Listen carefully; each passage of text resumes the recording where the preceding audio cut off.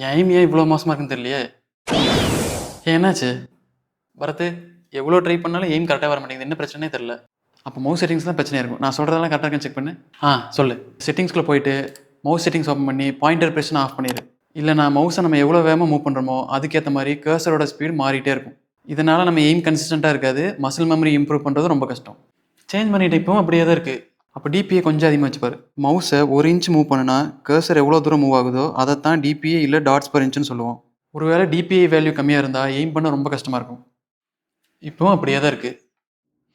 அப்போ கடைசியாக மவுஸோட போலிங் ரேட்டை 1000 ஹெர்ட்ஸில் செட் பண்ணு. ஒரு செகண்டுக்கு மவுஸில் இருந்து டிஸ்பிளேக்கு எவ்வளோ இன்ஃபர்மேஷன் போகுதோ அதுதான் போலிங் ரேட். அப்போ 1000 ஹெர்ட்ஸ்னா ஒரு செகண்டுக்கு 1000 தடவை மவுஸ் டிஸ்பிளே கிட்ட பேசுதுன்னு புரிஞ்சுக்கோ. போலிங் ரேட் எந்த அளவுக்கு அதிகமாக இருக்கோ அந்த அளவுக்கு டிலே கம்மியாக இருக்கும், ரெஸ்பான்ஸ் அதிகமாக இருக்கும். எல்லாமே பண்ணி பார்த்துட்டேன், அப்போவும் எய்ம் இம்ப்ரூவ் ஆகவே இல்லை. அப்போ செட்டிங்ஸ் பிரச்சனை இல்லை, ஸ்கில்லு தான் பிரச்சனை. அதை எதில் போய் சேஞ்ச் பண்ணுறது?